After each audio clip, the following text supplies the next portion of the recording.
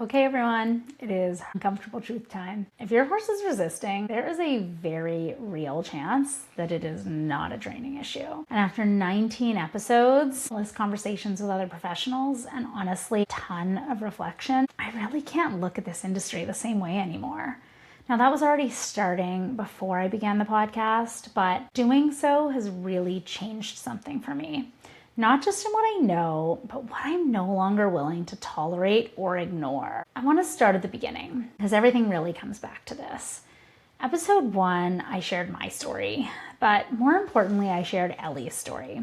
And I actually ended up losing Ellie during this season, and it kind of created a full circle moment that I don't think I could have planned even if I tried. You see, Ellie was the horse who changed absolutely everything for me because she carried so much in her nervous system, so much tension, so much resistance, so much fear. And at the time, I didn't fully understand what I was looking at or how to deal with it. All I really knew was what I'd been taught. Ask, tell, demand, and of course, if that doesn't work, escalate further. And I remember a moment clearly when I looked at her face and I saw something that wasn't resistance. It was actually fear of me. She was scared. And that was the moment that I realized I wasn't helping. I was actually part of the problem. And that realization changed the trajectory of everything I've done since then. Because Ellie was the horse who made me understand that this dynamic we have with horses is not about control. And if you've ever had a 17 one-hand large chestnut mare, you know it is not about control. Like, that is a fallacy. Actually, it's about understanding and partnership. And all too often, I realize we're behaving in ways that don't feel good to us simply because we don't know better. We don't actually understand the problem, or we're dysregulated ourselves. We're acting out of fear. We're acting out of anger, frustration, maybe even ego. And there's something I learned recently that I didn't actually have language for when I started this podcast, but I do now. And that's the concept of moral injury. So for anyone who's not familiar, moral injury is what happens when you are repeatedly exposed to things that go against your core values, and when you feel powerless to actually change those things. And when I heard that term, it hit a chord in me immediately. Because before starting this podcast, I was actually in a really dark place. I was seeing things every single day in this industry that did not sit well with me. Things that were being normalized, justified, even praised, and things that were totally out of my control. And it wasn't just frustration with this stuff that I was feeling. It was actually like this deep, soulful devastation, because I felt like I was consistently and repeatedly watching horses struggle and being told that it was fine, being told that it was normal, being told that these forceful methods were actually necessary. And I got to a point where I genuinely didn't know what to do anymore, because I felt like I couldn't keep participating in something that didn't align with my belief system. And I was feeling so much in my nervous system that was misaligned that I didn't know how to proceed. But I also didn't really know how to step outside of it. And this podcast became that space for me because it gave me a voice. It gave me a way to ask better questions. It gave me access to professionals. And I think more than anything, it showed me I'm not the only one who's feeling this way, especially when I talk to other equine care professionals in the industry. And there are many people out there, the guests on the podcast, as well as my clients, who actually care deeply, who want to do better, and who are navigating this world with the same tension that I was, the same weight and discomfort. And realizing that has given me this sense of community that has been the most meaningful part, I think, of this entire season. And I feel like as the conversation started to unfold, different pieces of the puzzle started coming together. So in episode 2, Danielle Delage talked about the connection between the body and behavior in our horses, and in a way that I think a lot of people haven't necessarily considered before. So how something like saddle pressure can actually cause a horse to hollow their back, but what happens as a result of that isn't just a postural issue. It can actually cause compression in the internal organs, and that impacts the gut. It restricts their normal movement and creates discomfort that they're incapable of escaping from. And when a horse feels unsafe in their body like that, of course, it makes sense that they become more reactive, more sensitive, and more spooky. So when a horse suddenly won't do something, it's usually not that they don't want to, it's because they actually can't. And that theme has carried throughout the entire season, because the idea of and like frustration around horses not doing something is something we need to stop and ask why about, or think about the fact that they won't, maybe because they can't. And this notion of they can't has been something that I've heard countless professionals talk about now as we start discussing issues of equine behavior and training. So for example, in episode 3, Helgi Sangrit dove straight into this, and we went even deeper into the equine nervous system and our own nervous systems as well. And she shared the concept or the notion that your horse isn't giving you a hard time, they're having one. And that shift completely reframes how we see things, and more importantly, how we respond to those things. Because instead of trying to override the behavior, which we so often do, we actually start looking at the state that the horse is in. Are they in fight, flight, freeze? Are we creating that problem? Are we pushing them past their threshold? Or are we helping them expand it safely? And that idea of gently working at the edge of their comfort zone, at their threshold, without actually flooding them, is something I've realized is so important and not talked about nearly often enough. Because progress in training, guess what? It doesn't come from pressure alone. It comes from understanding. And I think one of the cool things she laid out is that many biological and physiological reasons that horses can't actually learn when they're afraid are hindering our progress in training. So during times when our methods would typically push them into fight, flight, or freeze, and we think they're being naughty, so we escalate further, that was such a tough look in the mirror, because I recognized that there's been countless times when I've done exactly that. I've pushed horses past their threshold and I had no idea I was doing it. But you know what? I felt it. I knew something wasn't right because I was agitated and dysregulated, and I saw that I wasn't getting a positive outcome from them. So I was irritated. My heart was pounding. I felt like my blood was boiling sometimes, because I was raised and taught under the conditioning that if a horse doesn't do something I tell them to do, that it is inherently disrespectful. But when you see over and over again that those thought processes, those methods aren't getting the result you want, you feel it.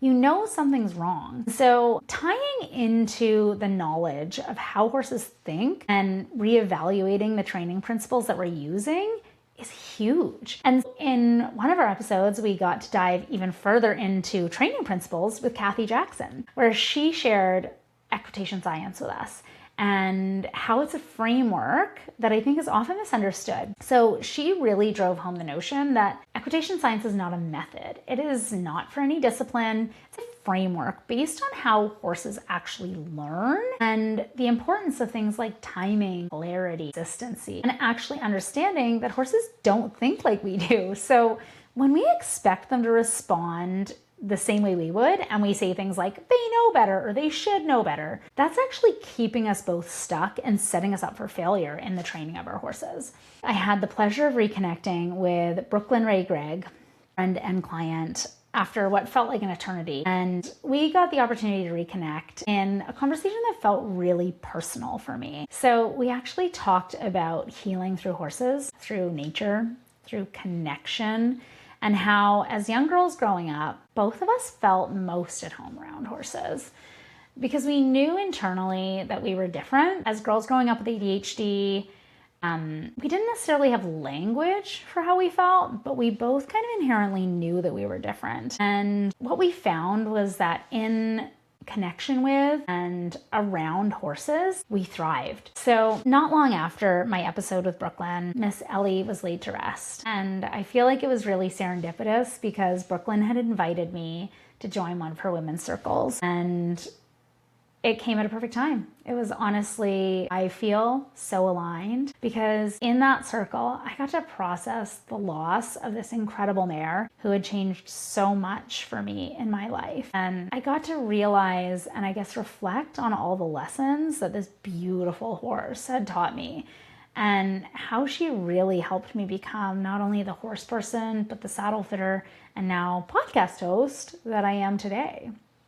And being in that environment was so powerful. It was just such an incredible experience. So if you ever have a chance to join one of Brooklyn's women's circles, I highly, highly recommend it. Because to be surrounded by people who are just there to hold space for one another, I'm talking no fixing, no pressure, just presence. And it reminded me how much horses actually do that for us. And that's a huge part of what Brooklyn does. Because horses don't just reflect the training that we provide them. They reflect our internal state back to us, and they help us connect to something bigger, something deeper, and something more powerful than ourselves. And that vein was continued with one of my other guests, Caitlin Grisak. And we met during a saddle fitting, and Caitlin outlined this interconnectedness so beautifully when she came on to share her experience with her horse Rogallo. And it was funny because her story reminded me so much of mine with Ellie, except she was way further along than I had been. And she was really committed to choosing a different path forward for her and Rogallo. She was dedicated to slowing down, going against the grain, even when it was uncomfortable or she was receiving criticism from those in her barn. Because let's face it, the horse world can be incredibly toxic at times, and especially if you are not adhering to standard protocols. And there's often a lot of pressure to conform, but there's also something really powerful about stepping outside of that and finding who you are, finding the people who are walking the same path as you, and gaining that connection. So Caitlin and I felt like our meeting was very serendipitous as well, because I was blown away during our saddle fitting at not only her level of understanding of her horse's states, but also her willingness to rearrange things in a way that was better suited to him. So his trauma, his challenges, and his comfort. And I often see that kind of accommodation misconstrued as being like over the top, or if we do for them, they're gonna walk all over us. But really what it was supporting him in a way where he felt like he could do hard things with us. So for example, he is a horse that has a big bubble. Standing for a stranger to touch him and standing for an extended period for a saddle fitting, that wasn't easy for him. But when we met him in that space, he was able to regulate with our help and participate in a meaningful way in that appointment, as opposed to it just being something that was being done to him. And Caitlin and I, we had countless incredible conversations, just talking about how we do things that are theoretically for our horses, and yet the second the horse doesn't respond in a way that we think they should or we want them to, we tend to escalate. And I realized like this is a theme that I see carried throughout the horse world, where we say we're doing something for our horse, but if they don't respond in a certain way, we get upset about that. So if they're not enjoying it, we often resort to force. So if we're finding that pattern repeating, like we're actually doing it for us. And I think it's important to name that and be realistic. And doing the podcast this season has taught me just how much it pays to look at these things honestly. Because so often the challenges that we are having or the challenges that we're seeing perpetuated in the industry, it's actually being perpetuated because of our dishonesty with ourselves and what's really going on in these situations. So our conversations really prompted me to have a similarly honest look at saddle fit. And in episode 7, I actually ended up talking about the myth of perfect saddle fit and how chasing perfect or failing to recognize how quickly things can change allows us to remain willfully ignorant and unaware of what our horses might actually be experiencing. Because ultimately, in my profession, what I've seen time and time again is this polarity between concepts like the saddle fits every horse I put it on and the opposite side of the spectrum, which is falling down the proverbial saddle fit rabbit hole, where everything suddenly feels like a saddle fitting issue. And the unfortunate reality is, bubble burster, no saddle fits every horse. I will say that again. No saddle fits every horse. However, even a perfectly fitting saddle, it might only stay that way for the short term. Because the reality is, horses' bodies aren't static. They're constantly changing in response to external stimuli. And our approach with them needs to reflect that. So what's also become increasingly clear to me in my 10 plus years of saddle fitting experience is that when horses are having consistent issues with their saddle, it's rarely ever actually just a saddle fitting issue. And more commonly, it's tied to their overall health and their well-being. And usually that means how we're keeping them. So do they have access to friends, forage freedom? Are they stalled 14 plus hours a day? Are they standing around in a tiny paddock for the other 10 hours a day? Are their bodies actually healthy? Or are they struggling with ulcers or metabolic issues or other challenges that actually are a result of the way they're being kept? Let's face it, that's not easy to think about. It's not easy to reflect on, but if we're chasing perfect, whether it's in training or in our equipment or in the outcomes, it can actually pull us so far away from focusing on what the horses actually need in the moment. And ironically, focusing on that almost always leads to a better outcome than trying to get perfection out of them. Now, in the midst of season 1, I had the pleasure of meeting our next guest from episode 8, Anne Catherine Martins. And originally I had attended a track system tour that Anne was hosting at her farm. And I just loved learning from her because she really zoomed out even further and shared her in-depth knowledge of horses and how they work from the inside out. So looking at things like environment, movement, lifestyle, and how track systems really give them freedom, choice, and movement in a way that's super important for both their physical and mental health.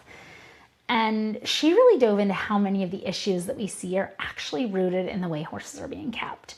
Because ultimately, we're often trying to fix symptoms without changing the system that created them in the first place. And when Anne began working at Island Arabians, she noticed that the horses all had metabolic issues. Most were kind of on the verge of founder. So they had lots of hoof issues, they had allergy issues, and they'd been show horses. So they were living a life that was full of all the stressors that are consistent with show horses. And she looked at the undeniable impact that was having on their bodies, their brains, and their nervous systems. And Anne began a deep dive to learn how to help them on every level. And doing so, she realized the importance of movement, choice, friends, enrichment, and the difference that those things can actually make in a horse's life. And although I knew that I was seeing this trend of horses getting sicker and sicker, I don't know that I knew the full extent to which it was tied to these practices of how we're keeping them. And I don't even know that I'd begun to consider the depth of the impact of these things until I met Anne. And as she talked about the importance of the horse's limbs being under load and why movement is so critical for overall hoof health, reversing laminitis, and preventing tendon, bone, and ligament injuries, I was like, wow, this is so eye-opening. And it really made me start to question how, as owners and riders, we can start advocating more actively for our horses to have more enrichment, more choice, more movement built into their lives. And in chatting with her, I got to dig into that, which continued on because during the track system tour, I got to meet Alexa Linton, who is founder of the Whole Horse podcast, the Whole Horse Collective, Outside of the Box Equine. And Alexa teaches countless courses that are really geared towards helping owners and riders better care for and enjoy the time with their horses. And I got the pleasure this season of also attending an event at Greenhawk where I heard a powerhouse duo of Annika McGivern and Emma Kelson, who both work independently and collectively on aspects of rider mindset as well as equine biomechanics. And I knew as soon as I heard these women speak that I needed to have them on the podcast and share their expertise with you guys, because so many of the conversations that we dove into this season are really connected, but primarily they're requesting a shift in mindset, our beliefs, and how we approach the way we're keeping and dealing with our horses. Now, in the episode with Annika, we got to dive into a similar mindset shift, but really in terms of how it applies to our time in the saddle and improving our outcomes of our partnerships with our horses in a really mindful way. So Annika dug into the power of the subconscious mind and shared this amazing idea that I just loved, that our subconscious mind is equivalent to a staff of 50, compared to our conscious mind being more like a staff of maybe 5. And how when we try to override or micromanage everything, we actually end up interfering with what already works. And sometimes the harder we try, the worse things actually get, which is something I could relate to more than I care to admit. Because having always been a bit of a type A person and someone who really grew up thinking that hustle was the only way,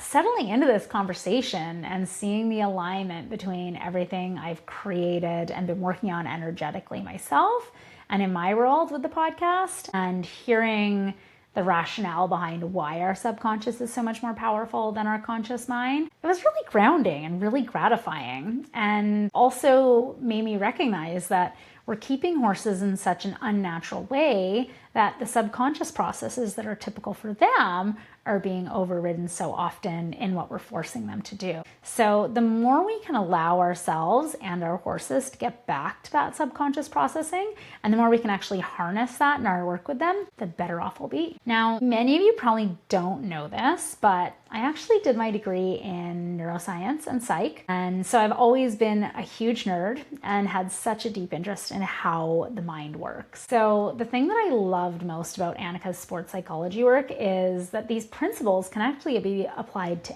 anything, not just riding. But given how physically, mentally, and emotionally demanding this sport is, rider mindset is a hugely impactful piece of the puzzle. And I just love how Emma and Annika work together and have joined forces to help horses and riders with their various challenges so that we can succeed as a team. And to me, their approach just makes so much sense because ultimately the horse's body and our mindset are completely interconnected when we're in the saddle. Like, you can't separate the two. So if we're only addressing one or the other, we're actually only seeing half the picture and solving half the puzzle. So along that line, Emma really piqued my interest during our chat because she mentioned that they've now found that there's a connection between hypermobility in horses and increased anxiety levels in horses. So this blew my mind because as a saddle fitter, I can honestly say I've noticed and been increasingly aware of just how many horses are not doing well, like mentally and emotionally. And of course, learning throughout the season how many underlying reasons there are for that, I felt like learning the correlation between breeding and anxiety was a bit of a eureka moment for me because I see so many horses that lack confidence in their bodies and then so many overfaced riders who are unable to help them manage that lack of confidence. And Emma's look at the biomechanics and how modern breeding is creating horses that are more sensitive, more reactive, more prone to instability in their joints made so many things make sense for me. And I hope as listeners that you've had as many aha moments this season as I have during these conversations. This was a tough and incredible look in the mirror because I recognized countless times that I've done exactly this and I had no idea. But I felt it. I knew something wasn't right because I knew I wasn't getting the positive outcome in my body or in the horses. I was stressed, my heart was racing, I was furious, and they were scared. So tying into more knowledge of how horses think and reevaluating our training principles has just been such a key thing for me in this podcast. And it was awesome. I got to jump into that with Kathy Jackson as well when she started sharing principles of equitation science with us. And so this is a framework that I think is often misunderstood. I didn't really know much about it, but she really drove home the notion that it's not a method, it's not a discipline, it's a framework based on how horses actually learn and the importance of timing, clarity, consistency, and understanding that horses don't think like we do.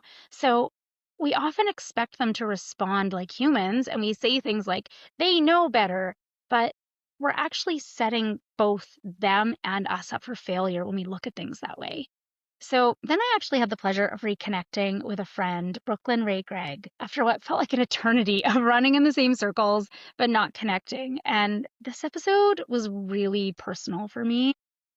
Talked so much about healing through horses, through nature, through connection, and how as young girls, we felt most at home around horses because we both inherently and internally knew that we were different when we were growing up, but we didn't necessarily have language for it. We were both growing up with ADHD and felt like we couldn't necessarily explain it, but we found ourselves feeling really connected and accepted and thriving in the company of horses in a way that we didn't feel with humans. So I was really lucky in reconnecting with Brooklyn because not long after my episode with her and getting to reconnect, my lovely Miss Ellie was laid to rest. And serendipitously, Brooklyn had actually invited me to join one of her incredible women's circles, and the timing just happened to come after Ellie was put down.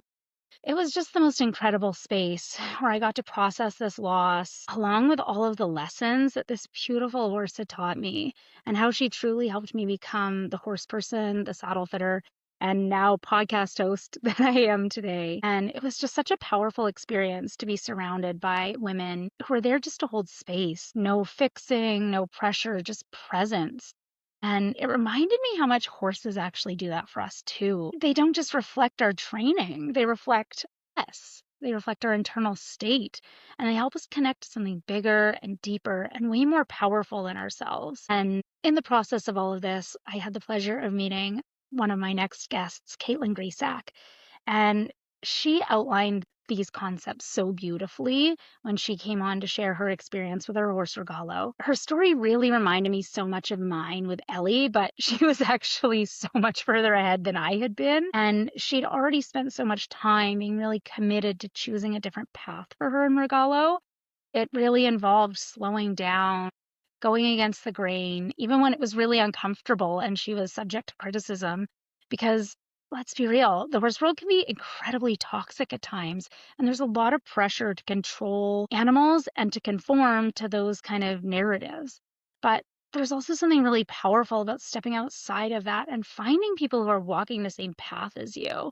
And so I feel like Caitlin and I met at the perfect time. I was actually there doing a saddle fitting, and I was blown away at her level of understanding of her horse's nervous system states and her willingness to arrange things in a way that was better suited to him, his trauma, his challenges, his comfort, not in a way that like people often misconstrue as being over the top or overly accommodating, but genuinely meeting him where he was at. Asking him to do hard things with us, yes, like standing for a saddle fitting with a stranger touching him, and really making it an empowering experience for him rather than one that was happening to him. We just had such incredible conversations around how often we do things that are supposedly for horses, but the second the horse doesn't respond in a way that we like or that we think they should, things escalate. And this is a theme that I see carried throughout the horse world and something that really warrants looking at it like through a broader lens. Because if we tell ourselves we're doing something for our horses, but when they aren't enjoying it, we resort to force, then it's actually really for us. And doing the podcast this season has taught me just how much it pays to look at these things honestly. Because so often the challenges in the industry, they're being perpetuated by our own dishonesty with ourselves about what's really going on in different situations. And that hits hard because when I started being more honest with myself, I was like, oh, wow, I'm experiencing that in a lot of areas. And the cognitive dissonance that comes from that can start to feel really conflicting inwardly. And my conversation with Caitlin also really prompted me to have a similarly honest look at saddle fit. And so in episode 7, I talk about the myth of perfect saddle fit and how chasing it or failing to recognize how quickly it can change often allows us to remain willfully ignorant about what's actually going on for our horses. Because ultimately, something I've seen over and over again is the polarity between concepts of, oh, well, this saddle fits every horse I put it on, versus the opposite of falling down the proverbial saddle fit rabbit hole where suddenly everything seems like a saddle fitting issue. And the unfortunate reality is that no saddle fits every horse. Bubble burster, I know. And even a perfectly fitting saddle may only stay that way for the short term because horses' bodies aren't static. They're constantly changing. And so our approach really needs to start reflecting that. And I think in recognizing that, what's also become increasingly clear to me in my nearly 10 years of saddle fitting is that when horses seem to be having constant issues with their saddle, it's rarely actually just a saddle fit issue, and it's more commonly tied to their overall health and well being, including things like access to friends, forage freedom, if they're stalled 14 plus hours a day and standing around in a tiny paddock for the other 10, whether their bodies are healthy or they're struggling with ulcers, metabolic issues, or other challenges related to how they're being kept. And it was interesting to reflect on chasing perfect, whether we're talking about in training, in our equipment, or in outcomes.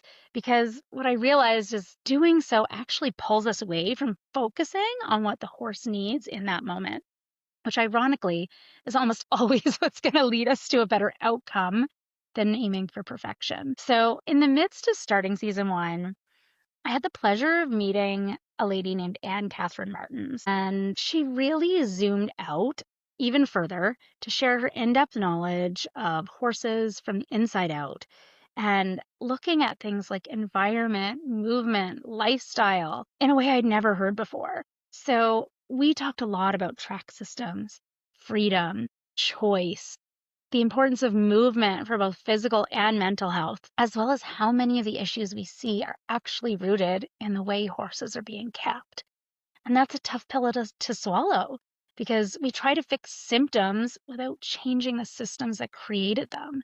So, when Anne began working at Island Arabians, she noticed that the horses all had metabolic issues, hoof issues, allergy issues, and they'd been show horses, so they'd been living a life and experiencing all of the stressors that go along with it. And it had had an undeniable impact on their bodies, their brains, and their nervous systems. And so Anne began a deep dive to learn how to help them. And in doing so, she really realized the importance of things like movement, choice, friends, enrichment in a horse's life. And although I knew I was seeing a trend of horses getting sicker and sicker in my saddle fitting practice, I knew I knew intrinsically that it had to be tied to, hay, grain, the way we're keeping them. But for some reason, I hadn't really begun to consider the depth to which that was true. And I just love chatting with and learning from Anne, even as she was talking about things like the importance of horses' limbs being under load and why movement is so important for hoof health, reversing laminitis, preventing tendon and bone and ligament injuries in our horses. And this conversation was so eye-opening because it really made me start to question how, as riders and owners, we can actually start advocating for our horses to have more enrichment, choice, or movement. And to dig into that later in the season with Alexa Linton, who's the founder of the Whole Horse podcast and the Horse Collective, was just so cool because she teaches countless courses on exactly that. Things geared towards helping owners, riders, and barn owners how to better care for and enjoy time with their horses and create more holistic wellness for those horses. So I feel like this season, I just got the pleasure of attending so many cool events, the track system tour, as well as an event that was held at Greenhawk that had two incredible speakers, Anna McGivern and Emma Kelson, who both work independently as well as collectively on aspects of rider mindset and equine biomechanics. Now, as soon as I heard these two women speak, I was like, okay, I need to have them on the podcast and to share their expertise with you guys because so many of the conversations that we dove into this season request a shift in mindset or beliefs or our approach in terms of how we're keeping or dealing with horses. And in the episode with Annika, we got to dive into a similar mindset shift, but in terms of how we apply it in the saddle to improve outcomes in our partnership with our horses in a really mindful and cool way. So, Annika dug into the power of the subconscious and shared this amazing idea that I thought was so powerful of the subconscious mind being like a staff of 50 compared to the conscious mind being more like a staff of 5. And how when we try to micromanage everything, we actually end up interfering with what already works. Because sometimes the harder we try, the worse things get. And that was something I could just relate to more than I can say. Because I've always been a bit of a type A personality and someone who really grew up thinking like hustle was the only answer. And settling into this conversation and seeing the alignment between everything that I've been creating energetically in my world and with the podcast, and hearing the very real rationale behind why our subconscious is more powerful than our conscious mind, it was really grounding and really gratifying and affirmed for me that I was going in the right direction. Many of you probably don't know this, but I actually did my degree in psychology and neuroscience. And so I've always had a really deep interest in how the mind works. The thing I love most about Annika's sports psychology work is these principles can actually be applied to anything in life, not just riding. But given how physically, mentally, and emotionally demanding the sport is, rider mindset is actually a massively impactful piece of the puzzle. And I think ties in a lot to how we deal with horses on the ground as well. And I really love how Annika and Emma have joined forces to help horses and their humans with their various challenges so that they can succeed as a team. Because ultimately that's what we want more of. And that's a huge reason why I started the podcast is to help you and your horses succeed. And these women, their approach just makes so much sense because ultimately the horse's body and the rider's mindset are completely interconnected. Like you can't separate the two. When we're on a horse, we are one. And so if we're only addressing one or the other, we're only actually seeing half the picture or solving half the puzzle. And Emma's chat really piqued my interest because I remember her mentioning that they've now found that there's a big connection between hypermobility in horses and increased anxiety level in horses. And that blew my mind, y'all. Because as a saddle fitter, like one thing I've been increasingly aware of is just how many horses are not doing well mentally and emotionally. We're talking sky high anxiety rates, depending, like almost independent of their environment. And it's really cool because learning throughout the season how many underlying reasons there were for this, I felt like then learning the correlation between breeding and anxiety was such a eureka moment for me. And I see so many horses that lack confidence in their body, and so many riders who are overfaced and unable to help them or manage that lack of confidence.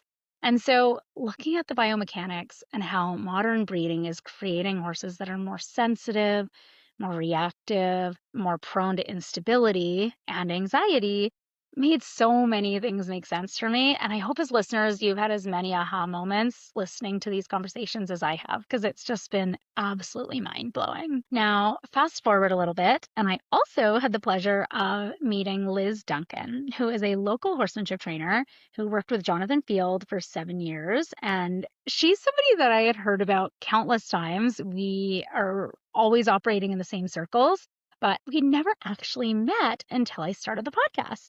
And my conversation with Liz really grounded things once again because she talked so much about looking at the basics, observing our horses, slowing down, even if it's just for a breath, and the impact that that can have on how we end up showing up for them. And so we talked about the fact that so many horses aren't even comfortable being led. And this was like such an aha moment for me as well. Because if they're not even comfortable being tethered at the end of a rope, like she connected the dots that if they can't do that, how can we possibly expect them to do harder things with us? And yet we expect so much more of them all the time, often without any foundation to support it.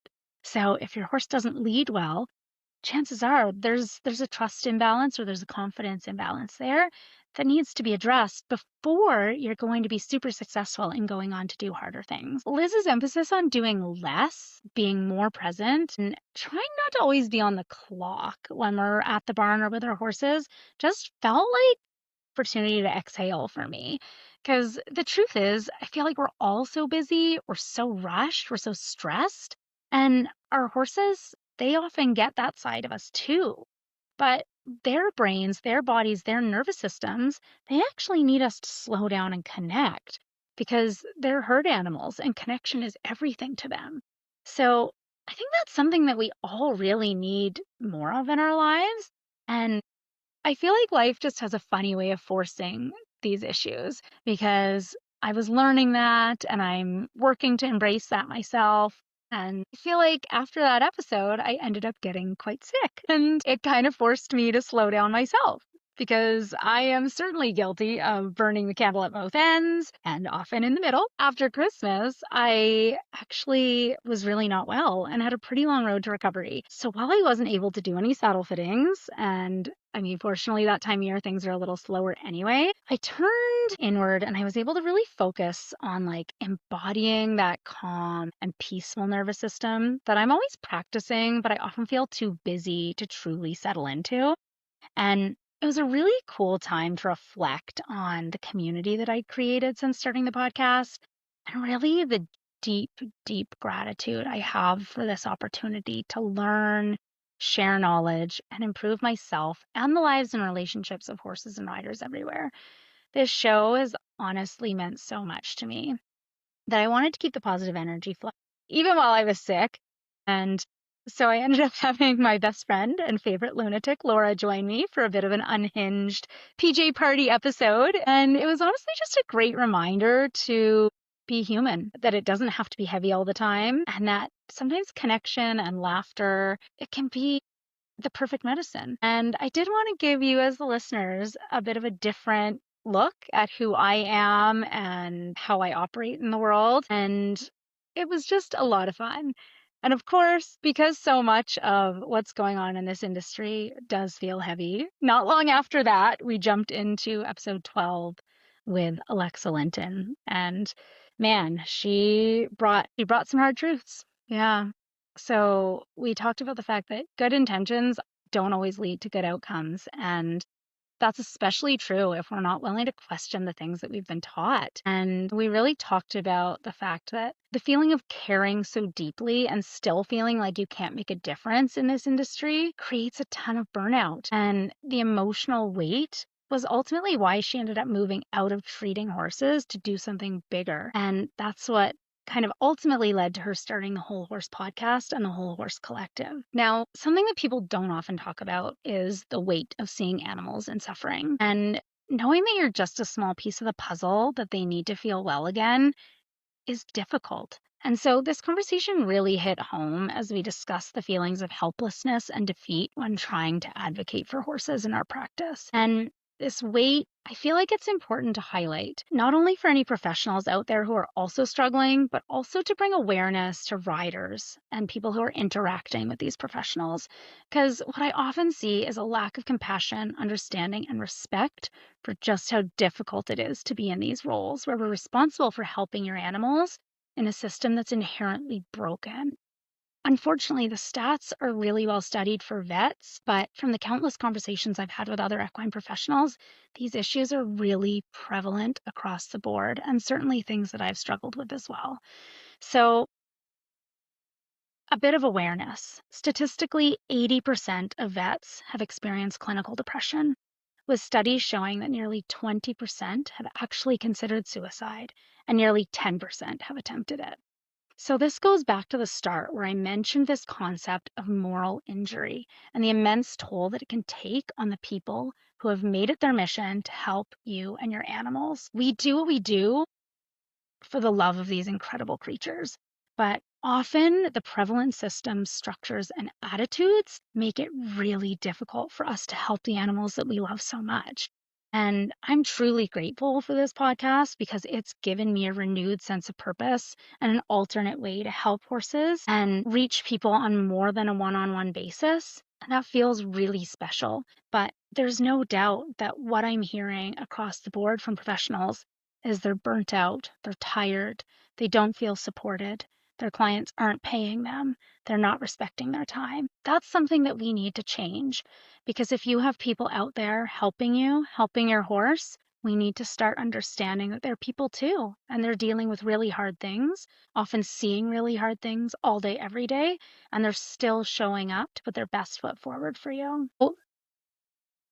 Again, I feel really fortunate because this podcast has given me the opportunity to combine my work in the field with saddle fitting with research and knowledge and learning.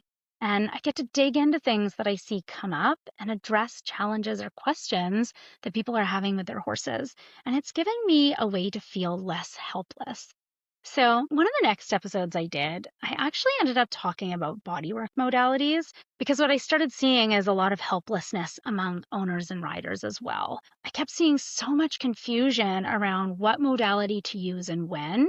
So, people not sure of what or when to use massage, chiro, or other approaches. And so I actually ended up having the pleasure afterwards of connecting with Krista Vino, and she's the creator of Hestaband kinesiology tapes. And my conversation with her was just fabulous because she came on and educated us on all of the fascinating uses for taping, from pre and post operative care to general muscle and fascial tension to correcting symmetry in the horse's pelvis and just offering support in countless other meaningful ways. And talking about fascia and how restrictions in the body can actually prevent muscle from developing was such a relevant topic for me as a saddle fitter, and something I truly don't think many people understand in the context of rehabbing horses, for example, or even just trying to build top line and under muscled horses. Because Krista highlighted that instead of just trying to build strength or muscle, we often need to release what's blocking that first, i.e., fascial tension. And this conversation had me so curious about the different applications for taping. So this year, you guys, I'm actually going to be organizing for one of Krista's trainers to come and offer their taping for owners course, because I really feel like this is something all owners and their horses could benefit from. And as with anything with horses, I want you to keep in mind, obviously, there's no one size fits all approach, but offering people more tools, and for us as owners, riders, body workers, just equine professionals, the more we know, the better equipped we are to help the horses in our care. And I really love digging into a variety of modalities. And this season, it's been so cool to highlight their uses and solidify whatever approach you choose. It has to match the horse in front of you and their unique challenges or issues. So keep your eyes and ears open, as we will be announcing that clinic as soon as we can get it organized, because it's something that as a saddle fitter, I have a ton of interest in learning how to help horses when I'm seeing them with sore backs or top line issues or even other challenges, and empowering you guys as owners and riders to help your horses too. Now, with all this said, this journey really wouldn't be complete without a deeper look at our own issues, not just as riders, but as humans navigating this world, and how we can approach the inner work to really grow into who we're truly meant to be. So, in episode 15, I had the pleasure of sitting down with my friend and client Jules, who brought us back to something so simple but not easy: congruence. How we show up, how aligned we are in our body, in our mind, our energy. Because guess what? Horses, they feel it. And whether we know it or not, we do too. Horses respond to who we are, not just what we do.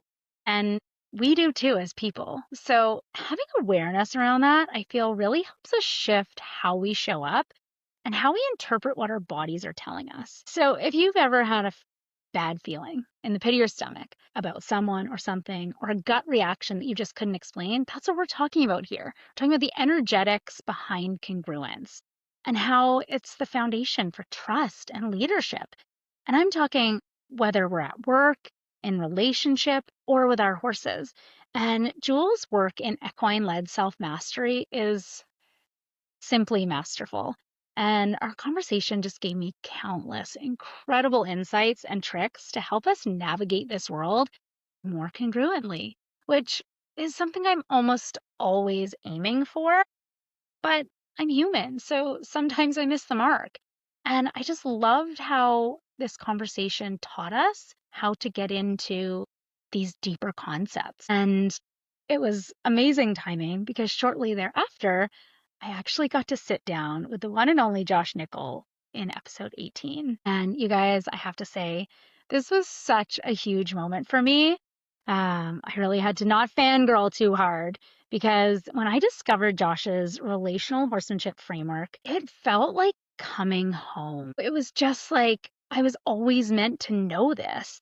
And it was this combination of exciting and fun and humbling and empowering all at the same time. And it just felt like my whole world got blown open when I heard Josh talk for the first time. And that's not something I get to experience very often. So this season, I was so fortunate to get to audit one of Josh's clinics initially, and I just knew I wanted to have him on the show because his theory of empowerment over dominance and actually helping horses understand how to control pressure instead of just reacting to it, it's pure magic. And when you see him in action, it feels like you're witnessing something utterly miraculous. He's someone who not only talks the talk, but he walks the walk. And his level of congruence was honestly astonishing to experience in person. And you guys, I cannot wait. So if you've never had an opportunity to see Josh in person, he's going to be on Vancouver Island for a clinic from April 7th to 10th. Come and audit. It will be a life-changing experience. I can guarantee that. And I absolutely cannot wait to go and learn even more from him. Now, another interview that honestly blew my mind this season was episode 17. Now, that was with animal nutritionist and homeopathic practitioner Sarah Griffiths. And Sarah is currently involved in a groundbreaking study looking at the equine microbiome and how what we're seeing in horses today isn't just an individual problem, it's generational. Deficiencies are being passed down, and it's contributing to a huge rise in ulcers, colic, and metabolic issues, and ones that seem to be really resistant to treatment. So, this conversation really shifts how we look at health for our equine partners. And for me, it had so many aha moments because over the last few years in my saddle fitting practice, I've really seen horses getting sicker and sicker. And ulcer rates, I don't know if they're seeming to get worse, but what I am noticing is more and more horses are resistant to treatment.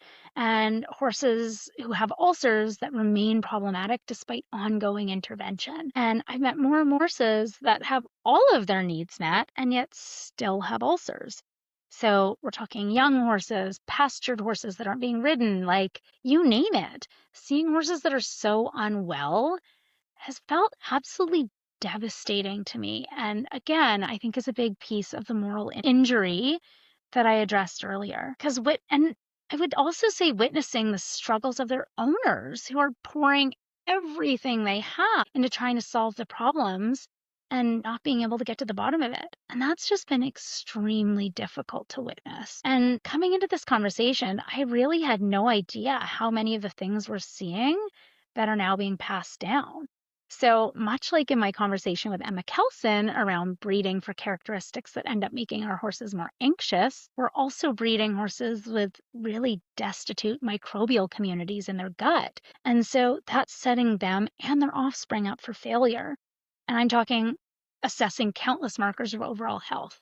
So the industry is really beginning to crumble on so many fronts, but hearing Sarah's practical approaches and how easy it is to actually help our horses by introducing different herbs, teas, things like that, I was like, oh my gosh, this has the potential to change everything and really start turning things around for our horses.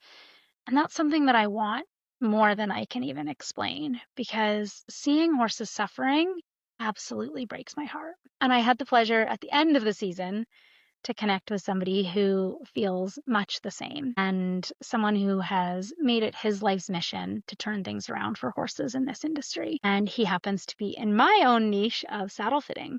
So, episode 19 with Jochen Schleza really brought things back to the challenges in the industry as a whole. We're talking the influence of money, sponsorship, biases, brand biases, etc., and how those things can shape what we see, what we accept, and what we question. And we discussed how much horses' bodies can change, the amount of published literature on that subject, and yet how frequently people are unaware of the fluid nature of horses' bodies and the seasonal impact of their weight and how that impacts saddle fit. So, this conversation really had countless threads that tied into other interviews that we've done this season.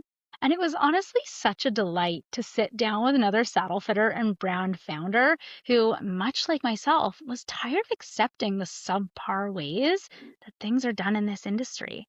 And so he made it his mission to educate and innovate in order to solve the very same problems that we're tackling here with Lavoss Equestrian and the Unbridled Equestrian podcast. So, all of this to say, when I look back all of these conversations across training, body work, mindset, environment, nutrition, and saddle fit, there's one thing that connects all of it. And that is everything matters: the nervous system, the body, the environment, us, the rider, the industry. And when we see something show up as a problem, it's rarely ever just one thing. And I think for a lot of us, what we're actually feeling underneath all of this is that moral tension, that sense that something isn't quite right, even if we're being told it is. And there's so many people in this industry right now who care so deeply, who are really trying, and who are really burnt out and exhausted. Because just like you, they're constantly navigating that gap between what is and what could be, or maybe what should be. And if there's one thing this season has shown me, it's that it isn't about having all the answers. It's really about being willing to ask better questions, because your horse doesn't need you to be perfect. They need you to be curious. They need you to listen. They need you not to be afraid to ask questions. And ultimately, they need you to be willing to change. Because when we can do that, everything starts to shift. Now, I can't thank you guys enough for being here for season 1. Please, please, please subscribe and share with your equine friends, because ultimately we are all in this together. And together, I truly believe we can find a better way forward. Now, I cannot wait to dive into season 2, because we are going to have more incredible guests, tons of valuable information and resources to help you on your journey. So until next time, everyone, stay curious, stay unbridled, and we'll see you in season 2. Bye.